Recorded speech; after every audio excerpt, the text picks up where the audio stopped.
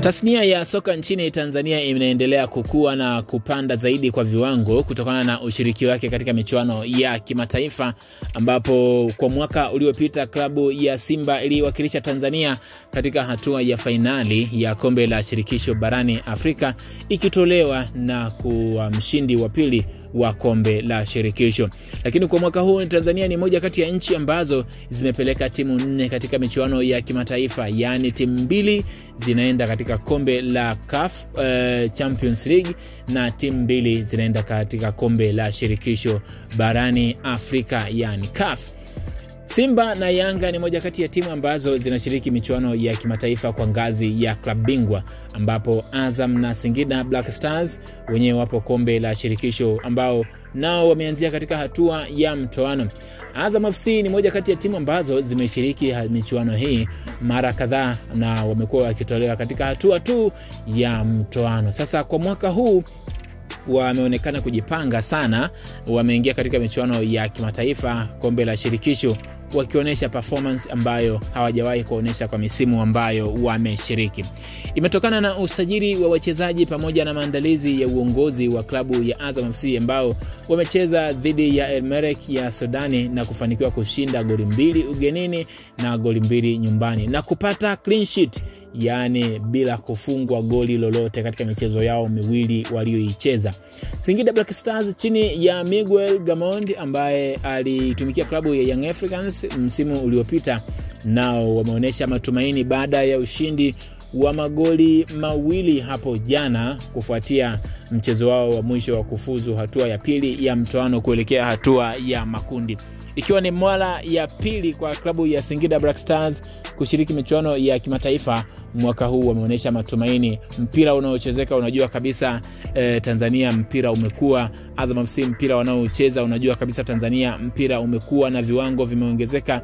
Kocha wanaye ambaye anaifundisha klabu ya Azam FC inaonyesha kwamba mpira wa Tanzania umekuwa.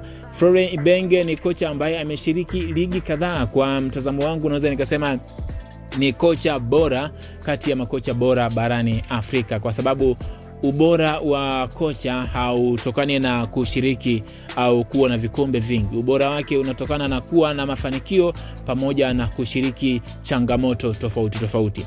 Ameshiriki changamoto za kisoka akiwa nchini Kongo, ameshiriki pia changamoto za kisoka akiwa nchini Morocco, lakini pia amefundisha akiwa nchini Sudan na Al Hilali, ambapo ameonyesha kuwa yeye ni kocha wa namna gani. Nchini Morocco akiwa na RS Berkane alifanikiwa kutoa kombe la shirikisho, alafu akafanikiwa kuwa nafasi ya pili katika michuano ya Morocco, alafu then akaonesha pia ubora wake katika michuano iliyofuata ya klabu bingwa.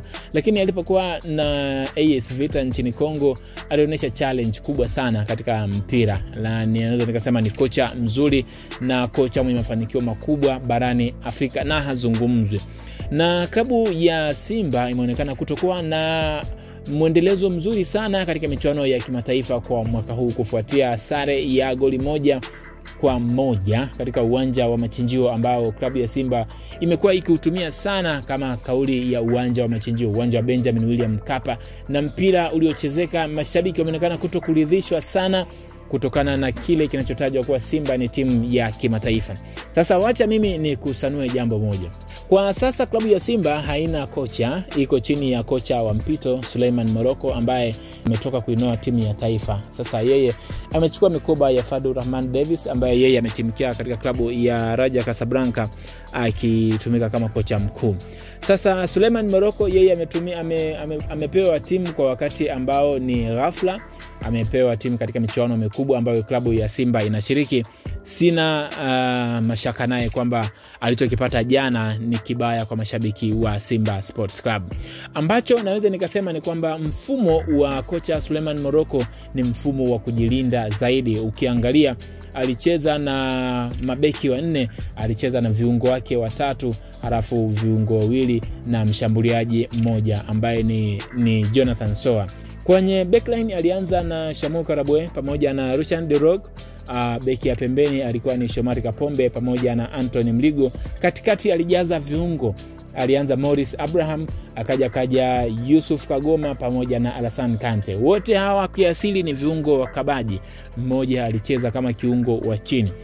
Sasa huo ndo mfumo wa Suleiman Morocco.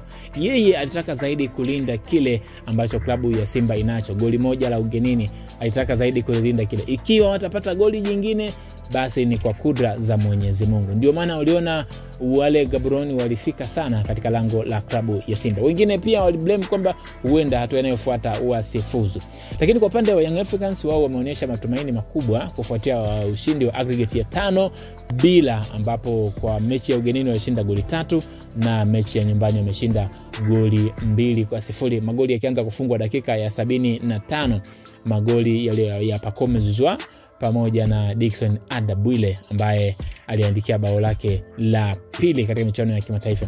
Adabwile ameonyesha performance kubwa tangu mchezo wa ngao ya jamii kufuatia kutoaminiwa katika michuano iliyopita msimu wa 2025-2024.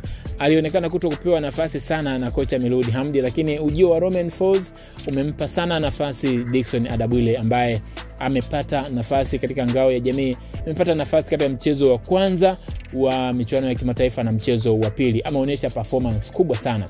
Sasa yapi ni maoni yako kuelekea hatua inayofuata ambapo timu zinaendelea kuisaka hatua ya makundi katika michuano inayofuata ya mwaka 2025-26?